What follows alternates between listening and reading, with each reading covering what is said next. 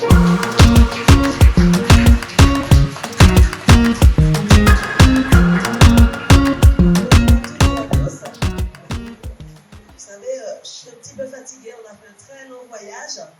ce n'est pas seulement pour venir ici, parce que pendant tout le mois de janvier et février aussi, il a commencé, on était partout dans le monde. Donc, depuis quelques années, effectivement, je parcours le monde pour faire entendre la voix des vrais panocitaires.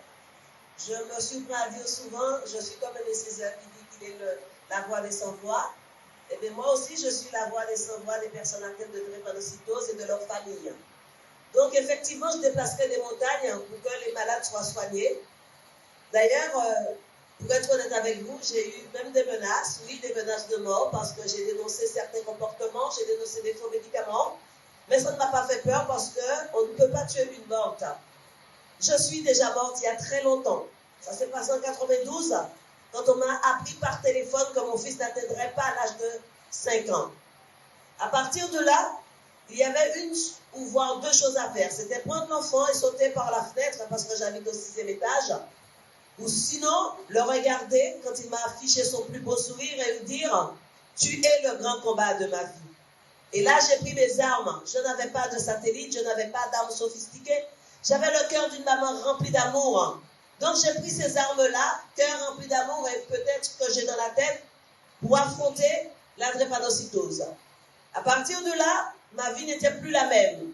J'ai laissé à la maison mon mari et 2 enfants, avant Taylor, donc 3 enfants, et je suis partie en guerre contre la drépanocytose. Mais en France, il y avait soit de la désinformation, pas d'information du tout, donc il a fallu partir ailleurs. Je me suis retrouvée au Mali, au Cameroun, au Sénégal, partout, là où le mal frappait, donc à la racine. J'ai eu des mamans tuées et j'ai assisté à beaucoup de scènes à travers le monde. Donc c'est ça que je voulais aussi ne plus voir. Parce que vous savez, comme je viens de dire, je suis déjà morte. J'ai vu des visions apocalyptiques, j'ai tout vu dans ma vie de femme depuis 30 ans. Mais ce que je veux vous dire aujourd'hui, c'est que je suis là pour vous.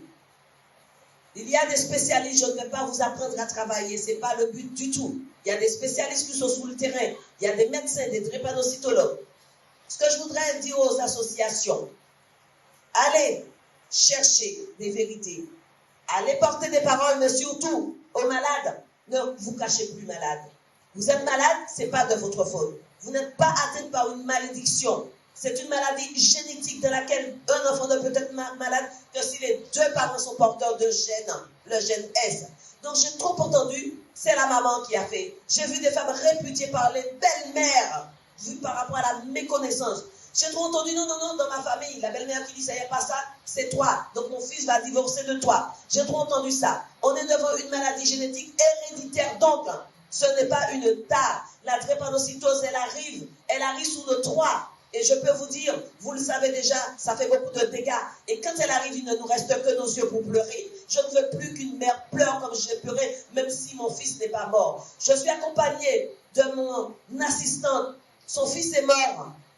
Il y a une dizaine d'années, foudroyée par une crise en moins de 24 heures. C'est pour cela qu'elle a rejoint l'équipe de la PIPD. Je l'ai vue pleurer, je l'ai tenue dans mes bras, je l'ai soulagée, je l'ai confortée. Je n'aime pas faire ça. Je préfère dire, on va danser, on va rigoler, parce qu'on va tuer une maladie qui s'appelle la drépanocytose avant qu'elle ne tue d'autres enfants. Je voudrais que sur une tombe soit écrit, ici J, pas un enfant, pas une personne. La drépanocytose, une maladie qui nous racialisée, voire ségrégationnelle. C'est là mon combat aussi. Faire sortir la drépanocytose de l'ombre. Brisons le silence, mesdames et messieurs. Dites que vous êtes malade, dites que vous êtes porteur de drépanocytose, dites que vous êtes porteuse de drépanocytose. Vous ne l'avez pas cherché à l'être.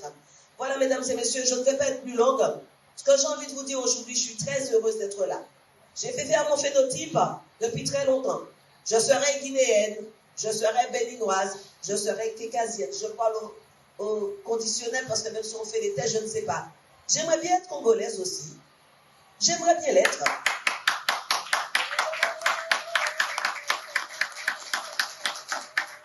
Et je suis fière d'être une femme noire, comme je l'ai dit à Barack Obama. Je suis fière d'être une femme noire qui a porté des voix de personnes blanches. Parce qu'aujourd'hui, si on veut qu'il y ait un dépistage systématique en France, on l'a gagné. C'est pas pour lutter pour les Noirs, c'est pour les Blancs. Tous les Noirs sont dépistés en France, les Blancs ne l'étaient pas. Or, il y a des Blancs qui sont atteints de la drépanocytose. Vous voyez?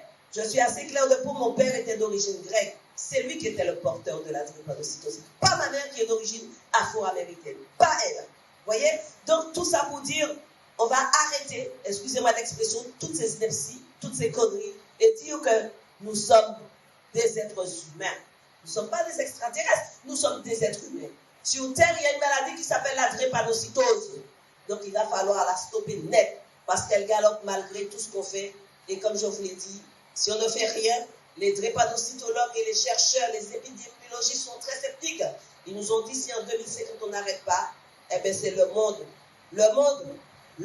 entier qui sera complètement submergé par une vague de personnes atteintes de drépanocytose. Je vous remercie de m'avoir écouté, je vous aime. Merci.